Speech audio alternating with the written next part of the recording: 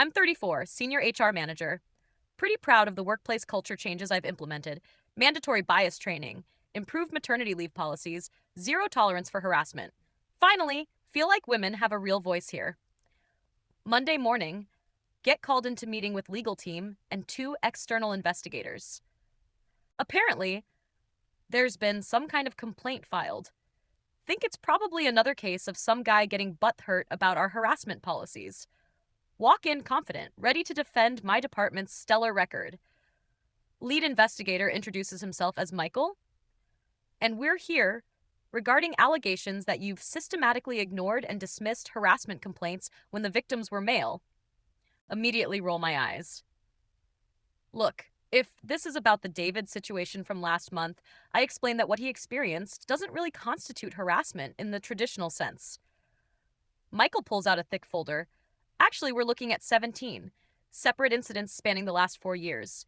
My stomach drops a little, but I maintain composure. 7 in? That seems like an exaggeration. I document everything thoroughly.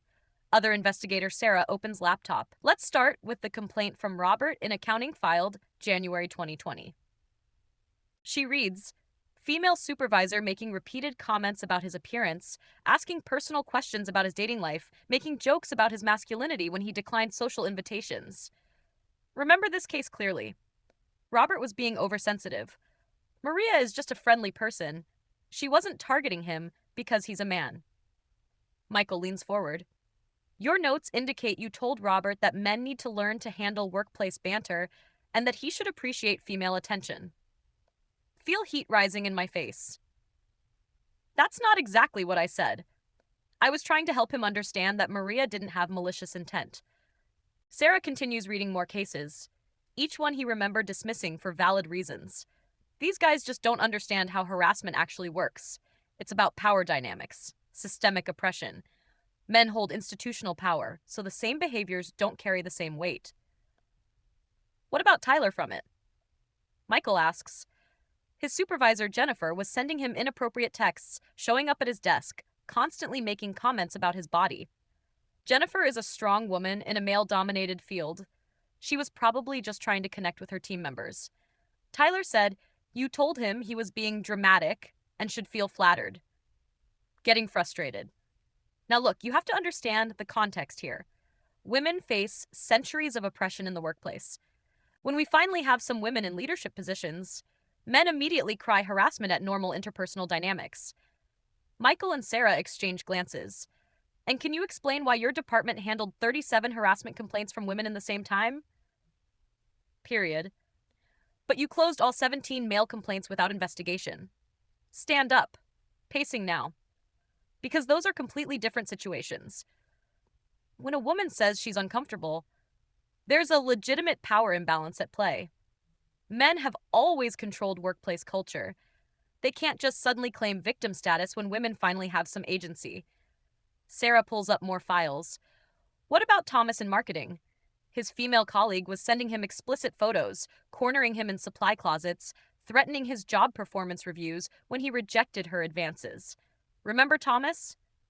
Such a whiner. Thomas never seemed genuinely distressed about the situation.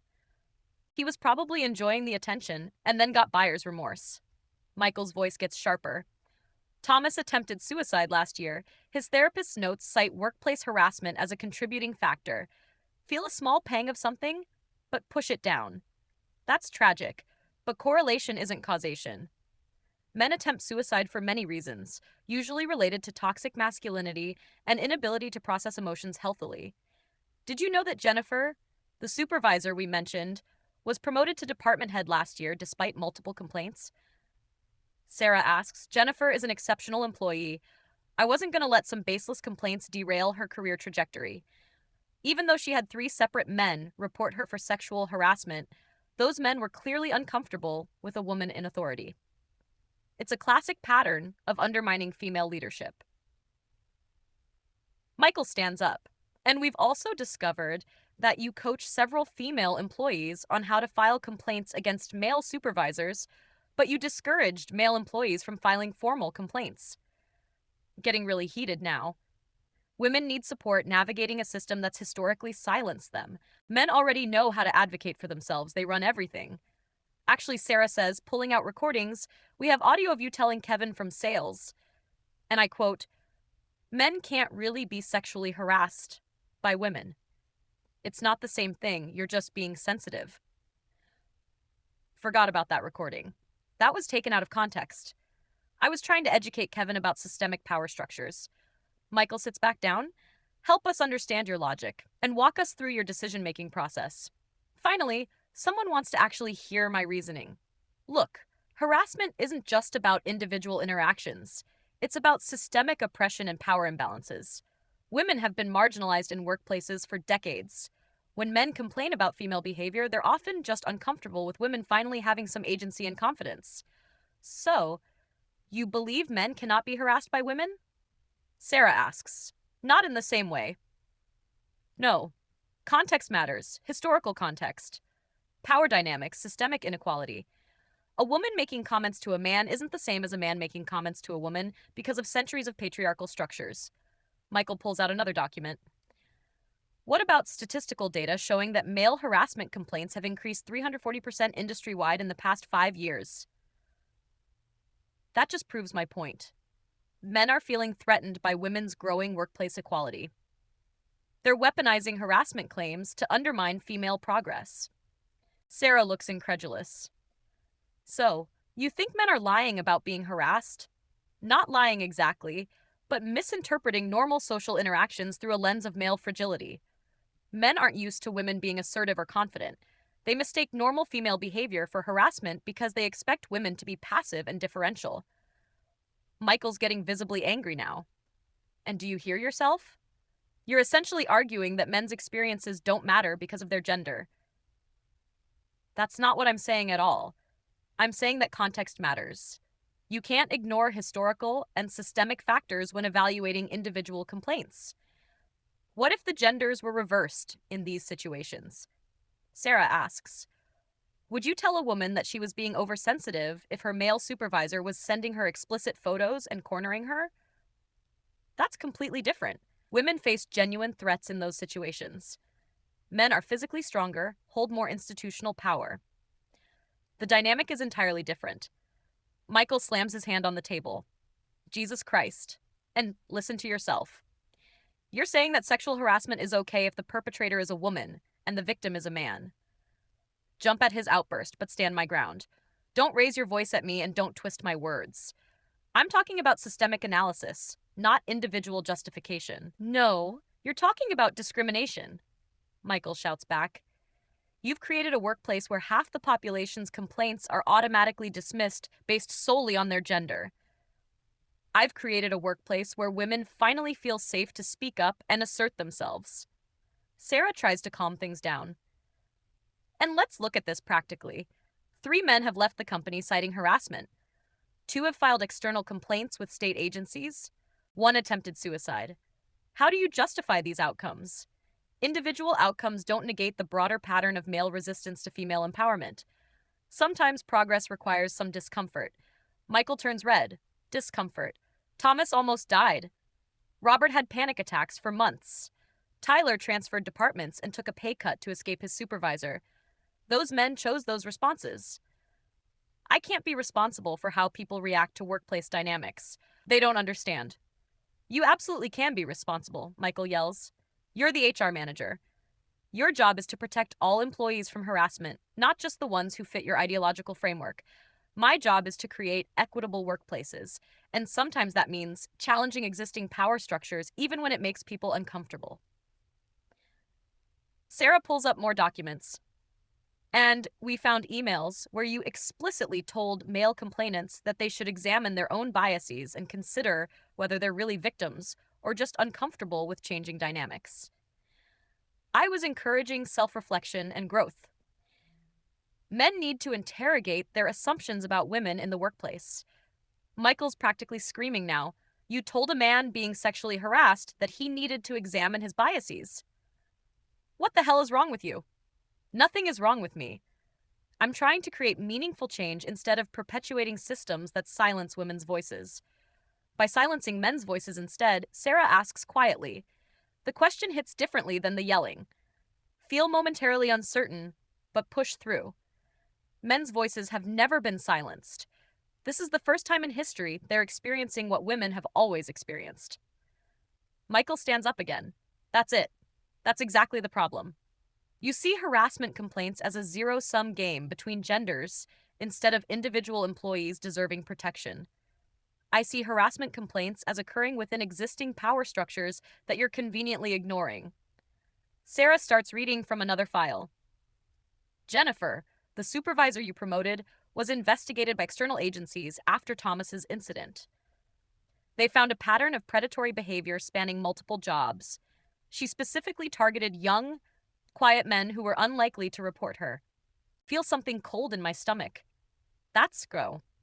That investigation was biased. They were looking for problems because of the political climate. Michael laughs bitterly. Political climate. And she had photos of male employees on her personal phone. She was running a spreadsheet rating men in the office. She was literally predatory. You don't know the full context of those materials.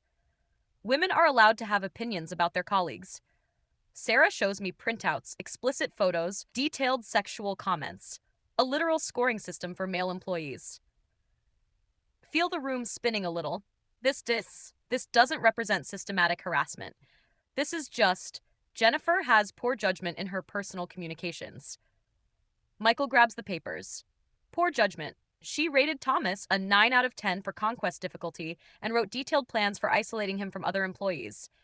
You're interpreting personal notes through a lens of assumption. Women are allowed to find men attractive and express that privately. She destroyed his mental health. Michael screams. She systematically broke down his confidence, isolated him from colleagues, and threatened his career, and you protected her. I protected a qualified female employee from a hostile work environment created by male discomfort with female authority. Sarah pulls out more recordings. We also have audio of you coaching Jennifer on how to reframe her behavior if questioned and telling her that men's complaints shouldn't be taken too seriously.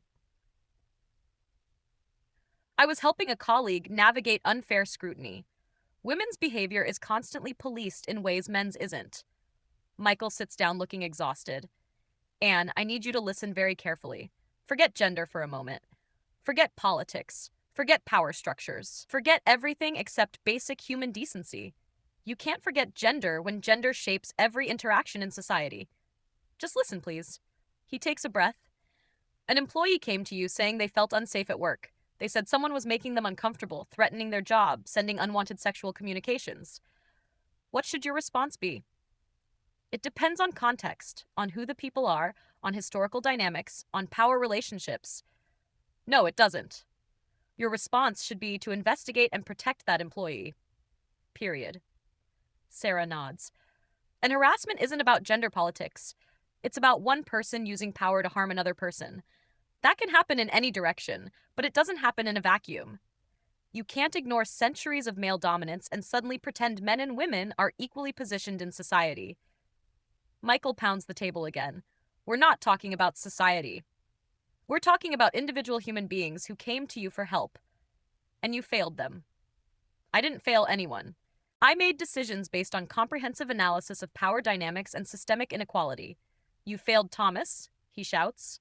You failed Robert. You failed Tyler. You failed every man who trusted you to do your job.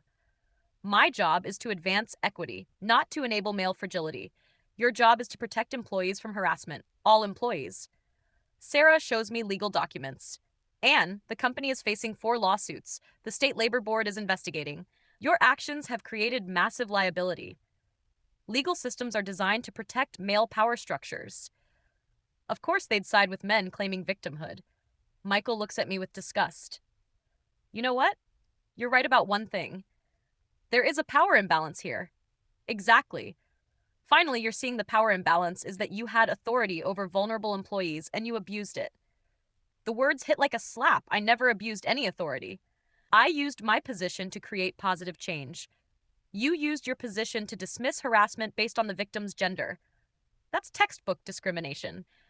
Sarah starts gathering documents. And based on this investigation, we're recommending your immediate termination and referral to state employment authorities.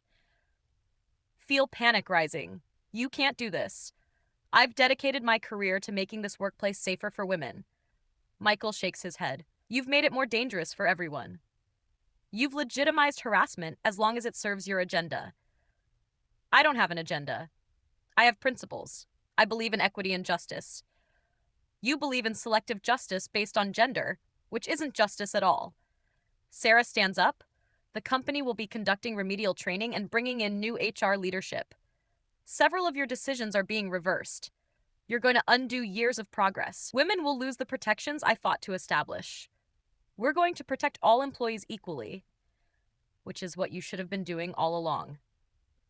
Michael gathers his papers. And I want you to think about something. You claim to fight for justice, but you denied justice to multiple victims because they were the wrong gender. Those men weren't victims. They were obstacles to female advancement. They were human beings deserving basic respect and protection, and you failed them completely. Feel tears starting. You don't understand what I was trying to accomplish here. Women have been silenced for so long. I was trying to level the playing field by rigging it in the opposite direction. Sarah says softly, That's not leveling. That's just discrimination with better marketing. Michael stops at the door. You want to know the really tragic part, Anne? You've probably set back legitimate women's causes by years. When HR departments selectively enforce policies, it undermines trust in the entire system. That's not my fault. That's society's fault for not understanding systemic inequality. No, he says quietly. That's your fault for confusing activism with administration. Your job wasn't to be a crusader. It was to be fair. Fairness without context isn't really fairness. Discrimination with context is still discrimination. They leave me alone in the conference room, sit there trying to process what just happened. These people just don't understand the bigger picture. They're so focused on individual cases, they can't see the forest for the trees. Pull out phone to call my friend Rachel. Need someone who understands what I'm dealing with. Rachel, I'm being railroaded at work. They're trying to make me responsible for male employees being uncomfortable with strong women. Wait, slow down. What exactly happened? Explain the whole situation. How investigation found patterns in how I handled complaints. How they're claiming I discriminated against men. Jess, did you actually dismiss harassment complaints from men? I evaluated them within proper context. Men and women don't experience harassment the same way. Long pause from Rachel. Jess, I've known you for 10 years. You're passionate about women's rights, but did you actually ignore legitimate complaints? They weren't legitimate in the traditional sense. These men were just uncomfortable with female assertiveness. Another pause. Honey, what if it was your brother calling you? What if someone at his work was harassing him and HR dismissed it because he's a man? Never thought about it that way. But that's different. My brother would handle himself differently. That's not the same thing, Rachel. My brother has male privilege. He'd never be in that position. But what if he was? What if someone was genuinely harassing him and no one believed him because of his gender? Getting frustrated with Rachel, too. Now you're missing the point. Individual scenarios don't matter when there's systematic oppression at play. Jess, listen to yourself. You're saying individual people don't matter if they don't fit your theory. I'm saying context matters. Power dynamics matter. History matters. Rachel sighs. I think maybe you got so focused on the big picture that you lost sight of actual people. That's not justice, Jess. That's ideology. Hang up on her. She doesn't understand either. Nobody understands what I was trying to accomplish. Drive home thinking about everything. Maybe I made some procedural errors. Maybe I could have been more diplomatic in my explanations. But I was fighting for something important, trying to create real change in a hostile environment. Get home and pour a large glass of wine. Sit on couch, scrolling through news articles about workplace discrimination. Find several pieces about male harassment victims being ignored. But those articles miss the broader context, too. They treat these issues like they exist in a vacuum. Check email and see message from company lawyer. Termination is effective immediately. They're also investigating whether to press charges for civil rights violations. Feels sick to my stomach. This is insane. I was protecting people, not victimizing them. Call my sister Amy. Amy, I got fired today. They're saying I discriminated against men. Oh, Jess, what happened? Explain the whole investigation. How they twisted my reasonable decisions into discrimination. Amy listens quietly. Jess, can I ask you something without you getting mad? Sure. Do you think it's possible that you were so focused on helping women that you accidentally hurt some men? I didn't hurt anyone. I just refused to enable male fragility. But what if some of those guys were genuinely being harassed? What if they really needed help and you didn't give it to them? Amy, you don't understand workplace power dynamics. Men hold systemic advantages that change how these interactions should be interpreted. I understand power dynamics, but I also understand that individuals can be hurt regardless of their group membership. Getting angry again. Why is everyone acting like I'm the villain here? So, you think I should have treated female harassers the same as male harassers, even though the context is completely different? I think you should have protected people who are being hurt, regardless of their gender. That's not how social justice works, Amy. Long silence. Maybe that's the problem, Jess. Maybe you confuse social justice with individual justice. They're the same thing. No, they're not. Social justice is about groups and systems. Individual justice is about treating each person fairly. Sometimes those conflict. Hang up on Amy, too.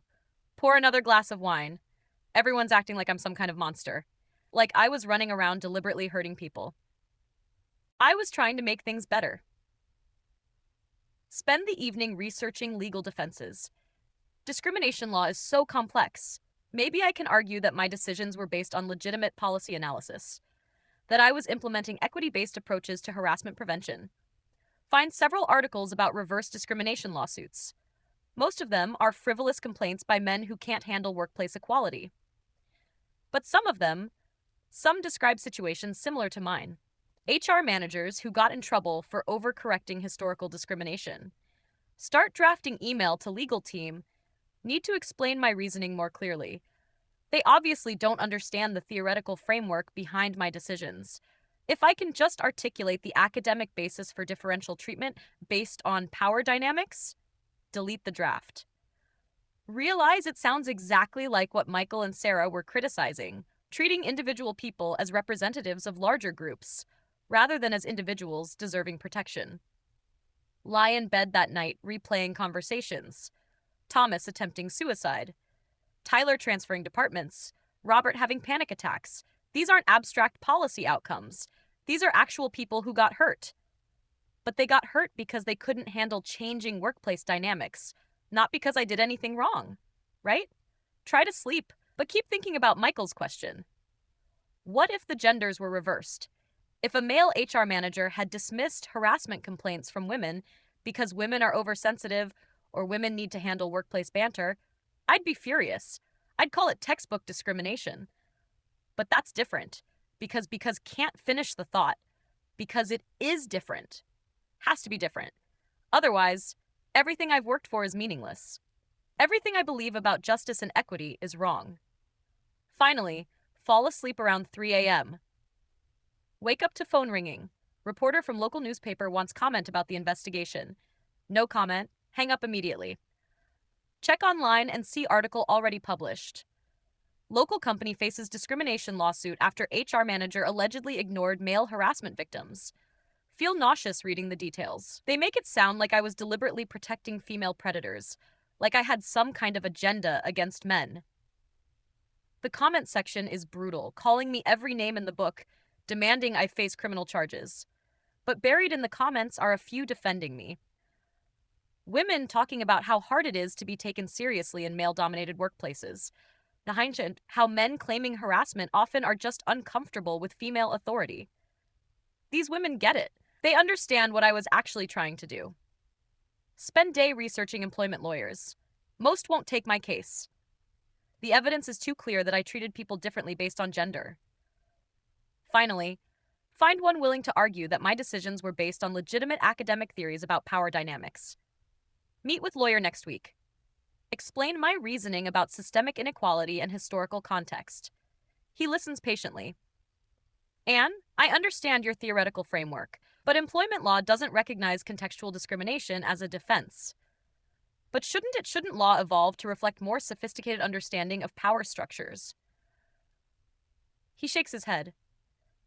Maybe in theory, but in practice, you have to treat individual employees equally, regardless of your analysis of group dynamics, even when that perpetuates systemic inequality. Even then, your job was to apply policy consistently, not to correct historical injustices through selective enforcement. Leave lawyer's office feeling defeated. Everything I worked for is being framed as discrimination. My attempts to create equity are being called prejudice. The system is so resistant to real change. Get home to find process server waiting, being sued by 3 former employees, civil rights violations, emotional distress, hostile work environment. The irony is crushing. I'm being accused of creating the exact conditions I spent my career fighting. Call Rachel back. Ra, I think I need to really examine what happened here. I'm glad to hear you say that, but I still don't think I was wrong about the broader principles. Maybe you weren't wrong about the principles, but wrong about how you applied them. Think about that conversation for days. Maybe the problem wasn't my understanding of power dynamics. Maybe it was thinking that understanding justified treating individuals unfairly. But if you can't make decisions based on systemic analysis, how do you create real change? Start attending unemployment hearings. Company presents evidence of my differential treatment of complaints. My lawyer argues that I was implementing equity-based policies. Hearing officer asks direct question. Did you dismiss harassment complaints based on the complainant's gender? Long pause before answering. I evaluated complaints within the context of historical power dynamics and systemic inequality. That's not what I asked. Did you treat male and female complainants differently? Another pause. Yes, but with legitimate justification based on Nostrig. Thank you, that's all I need to hear. Denied unemployment benefits. Decision states that differential treatment based on gender constitutes discrimination regardless of stated rationale. Appeal denied. State Employment Board opens formal investigation. Professional reputation destroyed. Months later, sitting in mediation with Thomas's lawyer, he's seeking damages for emotional distress and lost wages. Looking at him across the table, realize I never actually saw him as a person, just as a representative of male privilege who needed to be educated about power dynamics. His lawyer reads, impact statement, panic attacks, insomnia, loss of confidence, relationship problems. My client trusted your HR department to protect him, and you failed him because of his gender. Want to argue about context and power structures, but looking at Thomas? Just see someone who got hurt. Settlement negotiations drag on. My lawyer keeps pushing contextual discrimination defense, but even he admits it's not legally viable. And you need to decide whether you want to keep fighting this or acknowledge what happened and try to move forward. Realize I've been so focused on being right about systemic inequality that I stopped caring about individual fairness. Thought I was fighting injustice, but created new injustice. Tried to be a warrior for women's rights and became exactly what I claimed to fight against. Someone in power, who abused that power to harm others based on their identity, settle all lawsuits out of court, agree to never work in HR again, publicly apologize for my errors in judgment, but still can't bring myself to say I was fundamentally wrong. Just that I made implementation mistakes. Year later, working retail while trying to rebuild life. News article appears about new harassment prevention training at my former company. Training emphasizes equal protection for all employees regardless of gender. Includes quote from new HR director. Everyone deserves safety and respect at work. Period. Read that quote over and over. So simple. Why couldn't I see it that way? Why did everything have to be about groups and systems and historical context? Why couldn't I just protect people who needed protection? Lying in bed that night, finally understand what Michael meant. I became so focused on correcting historical injustice that I created present injustice. Thought my good intentions justified bad outcomes. Believed my understanding of power dynamics gave me permission to use power unfairly. But now understand that believing in justice for groups doesn't mean you get to deny justice to individuals. Learned the hard way that becoming the thing you claim to fight against is easier than you think. especially when you convince yourself it's for a good cause. Maybe the real lesson is that justice isn't about choosing sides. It's about treating each person with dignity, regardless of what group they belong to. Took destroying my career and hurting innocent people to learn that, but at least I finally learned it.